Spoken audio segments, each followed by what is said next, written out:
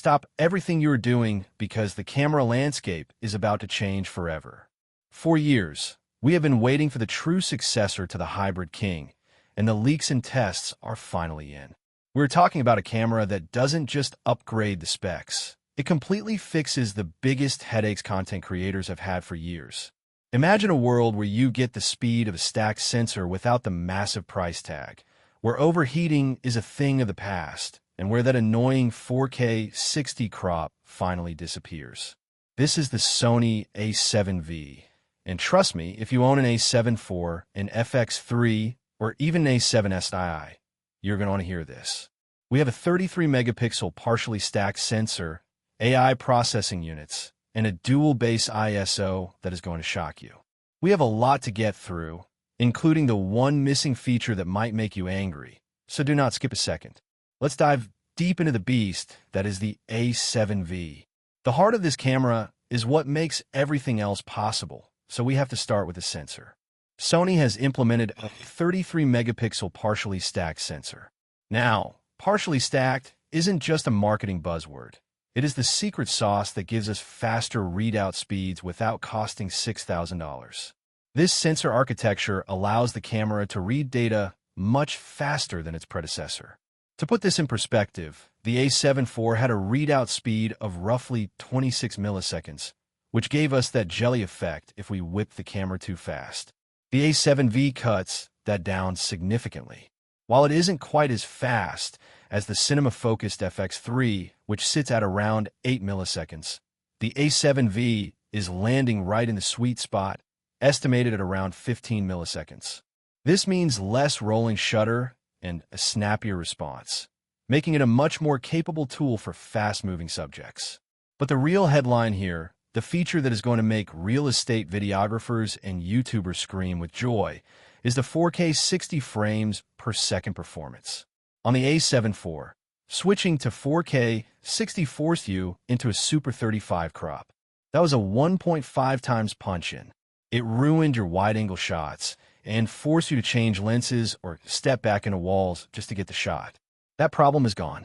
The A7V utilizes the full frame of the sensor for 4K 60. There is no crop.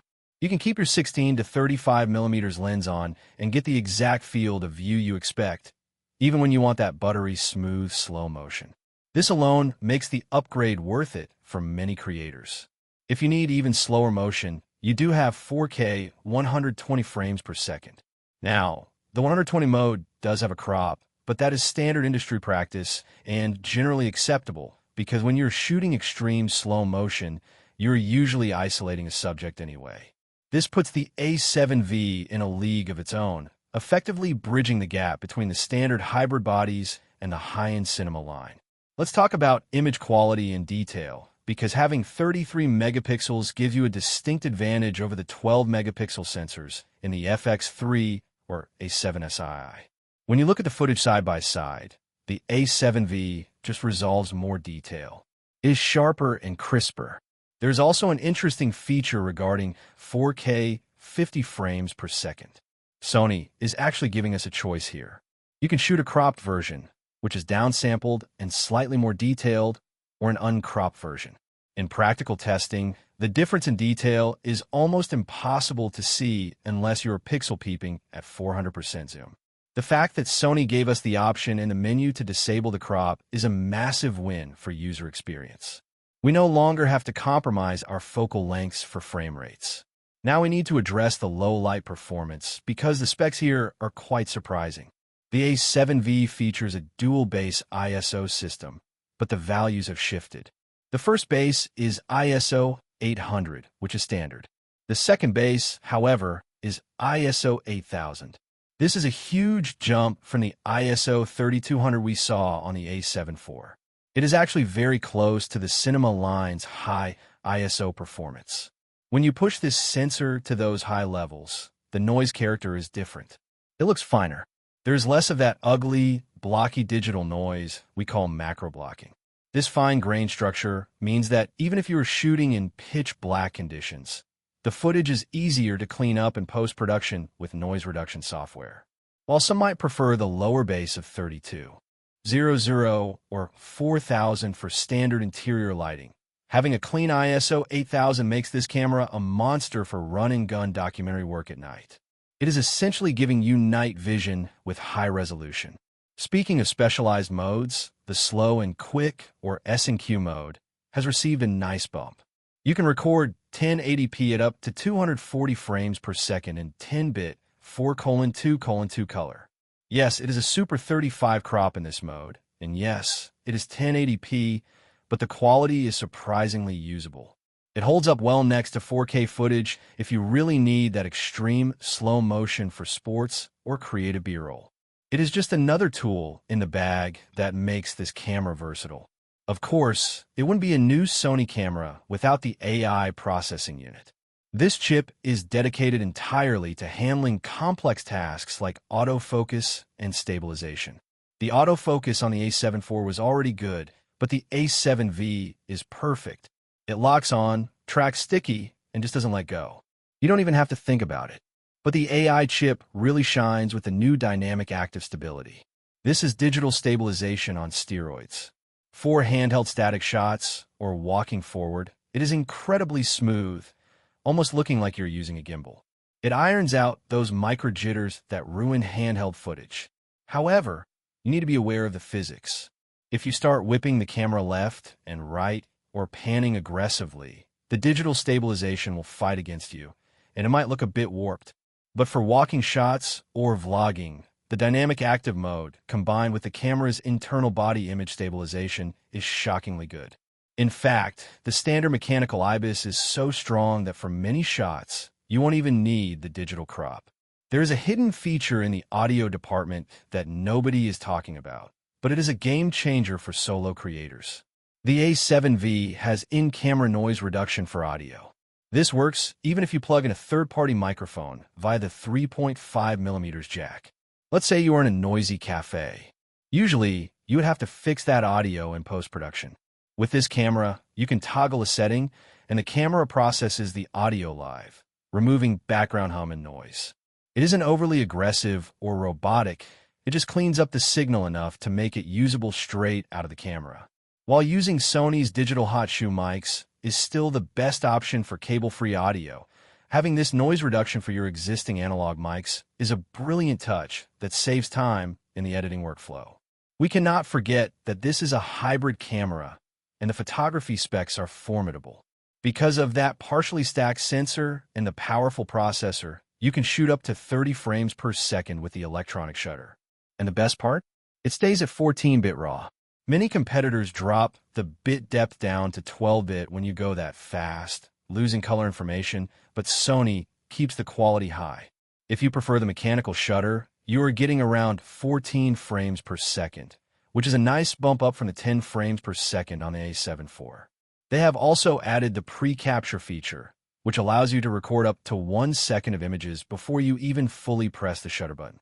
For wildlife and sports photographers, this means you will literally never miss the moment a bird takes flight or a batter hits the ball. The physical build of the camera has also seen some refinements that show Sony is listening to users. The electronic viewfinder is blackout-free, meaning you never lose sight of your subject while shooting bursts. The rear screen is the new 4-axis multi-angle monitor. It flips out, tilts up, tilts down, and rotates. It is the best screen mechanism on the market because it doesn't get blocked by cables and allows for high and low-angle shooting without swinging the screen out to the side. The screen resolution is bumped to 2.1 million dots, making it sharp and clear. For the professionals transferring data, you have 2 USB-C ports on the side, one of which supports 10 gigabits per second speeds. And for those of you who have invested heavily in cages and rigs for your A7 IV, I have great news. The body size and shape are practically identical. Your old cages will fit perfectly on the A7V, saving you money on accessories. One of the biggest fears with high-performance hybrid cameras is overheating. We saw the A7 IV struggle in some conditions, and the Canon R5 had its infamous issues. The A7V, however, seems to have solved this. Thermal puzzle. In testing conditions of 90 degrees Fahrenheit or 33 degrees Celsius, recording 4K 50 frames per second at high bit rates, The camera ran for over an hour with zero overheating warnings. It handles the heat incredibly well, even without the internal fan that the FX3 has. You can rely on this tool for long-form interviews or podcasts without sweating about a shutdown. Now, no camera is perfect, and we have to be honest about the downsides. There is one omission that will frustrate a specific group of creators: open gate recording. The A7V still does not support open gate, which allows you to use the entire height of the sensor. This is becoming a popular feature for creators who want to shoot once and crop for both horizontal YouTube videos and vertical TikToks or Reels. Without open gate, you still have to frame your shots carefully or shoot wider if you plan to crop vertically later. It is a disappointment considering the competition is offering it, but given the rest of the feature set, it is a compromise many will be willing to accept. So what is the verdict? The Sony A7V is not just a small update. It is a massive leap forward for the hybrid shooter. It eliminates the crop factor in 4K 60.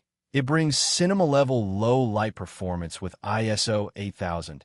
It introduces AI-driven stabilization that rivals gimbals, and it does it all in a body that doesn't overheat and fits your existing gear. It blurs the line between the dedicated photography bodies and the cinema line so much that it might make you want to sell your FX3. This is the ultimate tool for YouTubers, travel filmmakers, and content creators who need one camera to do absolutely everything at the highest level. If you have been holding onto your money waiting for the perfect upgrade, this is it.